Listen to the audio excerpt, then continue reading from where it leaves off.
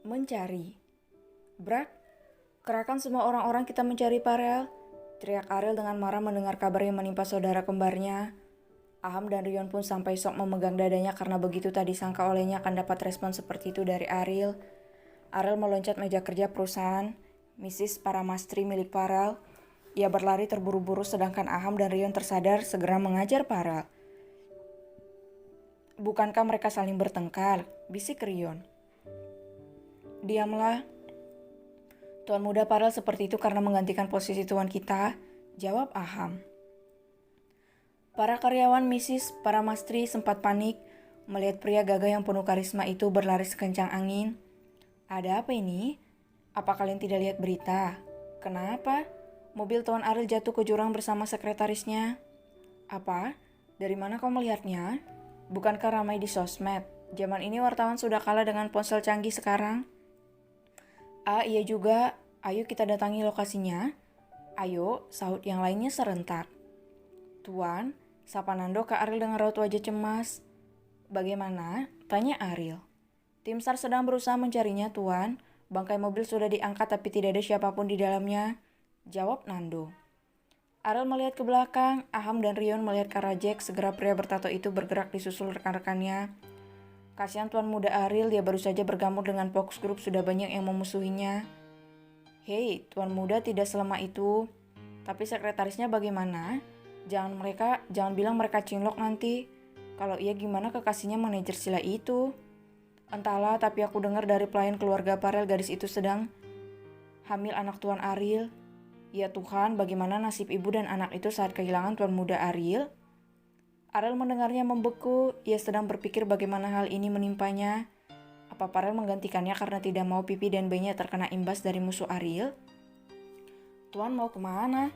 Tanya Nando menahan lengan Ariel yang hendak melihat ke dasar jurang. Aku akan turun ke bawah, seru Ariel serius. Kita naik helikopter, jangan gegabah Tuan, kata Nando serius. Suryo mendatangi rumah keluarga Parel. Di sana ia melihat Jessie menangis memeluk Ramon, dan Ramon mengelus-ngelus kepala Pipi yang terdiam dengan pandangan kosong.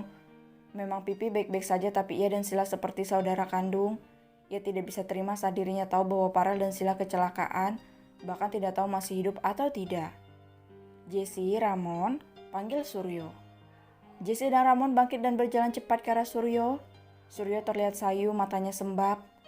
Suryo, kita akan menemukan Sila dan Parel ya. Mereka mengatakan kemungkinan besar mereka masih hidup, jasad mereka belum ditemukan. Jessie membujuk. Tidak terjadi apapun di antara mereka, untuk sekarang kita berpikir positif. Ramon menepuk-nepuk pundak Suryo. Aku tidak akan bisa hidup tanpanya, dia adalah alasanku hidup selama ini. Aku tidak ingin terjadi apapun padanya. Sejak dulu dia selalu membuatku khawatir dengan keadaannya yang suka keluar masuk hutan. Ramon dan Jessie menghibur Suryo. Mang Aji dan Mang Ujang yang mengikuti Suryo hanya diam dengan raut wajah pucat. Mereka berharap Sila baik-baik saja dengan kekasihnya. Tidak bisa begini, aku harus mencarinya. Suryo hendak berbalik tapi dicekal oleh Jessie. Papi pergi dengan Suryo, aku akan menjaga Pipi di sini. Pinta Jessie ke Ramon. Baiklah sayang, ayo, Suryo, ajak Ramon. Ramon membawa Suryo diikuti Mang Aji dan Mang Ujang yang selalu setia mengikuti Suryo. Bagi mereka Sila sangat istimewa, tentu sangat baik. Jessie kembali memeluk Pipi yang masih mematung dengan pandangan kosong. Sayang, Sila akan baik-baik saja ya. Bujuk Jessie mengelus-ngelus punggung Pipi.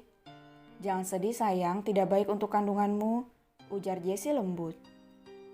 Keluarga Parel begitu sibuk mencari Sila, dan Parel sementara di kedalaman hutan. Parel hanya terdiam melihat Sila tengah memanggang ayam hutan hasil tangkapan Sila sendiri. Kamu benar-benar menakjubkan sayang. Puji Parel melihat betapa profesionalnya Sila masak di tengah hutan. Jangan remehkan aku gadis kampung om, ucap Sila dengan sombong. Tapi di mana kita mandi sayang? Tanya Parel melihat pakaiannya begitu kotor.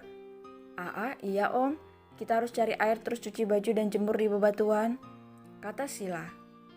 Apa, kenapa tidak pakai baju? Tanya Farel tak terima. Kalau Om mau bersembunyi di balik semak-semak silakan saja, jawab Sila dengan santainya. Apa tidak dingin sayang? Tanya Farel. Iya dingin, jadi besok saja dicuci, jawab Sila. Sila melihat ke atas di mana langit sudah mulai gelap.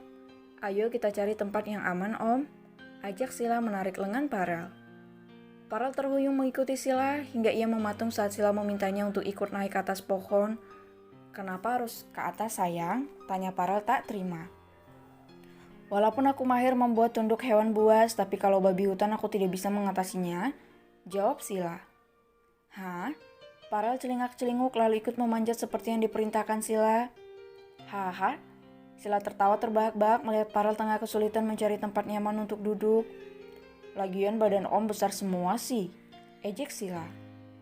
Cak, bukan aku yang besar sayang, tapi pohonnya yang kecil, elak Farel. Sila tertawa lepas, hal itu membuat Farel menatapnya lekat. Kamu tidak menangis terkurung di sini sayang.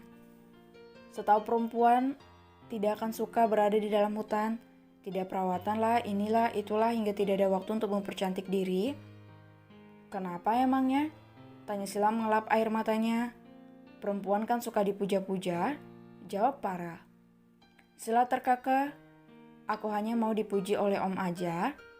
Farel tersenyum. Aku betah di sini berlama-lama. Om gila ya, mana mungkin kita bisa lama di sini? Papaku pasti udah khawatir jika bukan karena babi hutan mungkin aku udah lanjut jalan. Kesal Sila mengangkat-angkat ponselnya supaya dapat jaringan tapi nyatanya tidak ada tanda-tanda. Aku bawa pistol kamu sayang? Tanya Farel. Pistolku sepertinya terlempar ke dasar jurang Om. Jawab Sila. Ya sudah kita di sini aja dulu, kata Farel.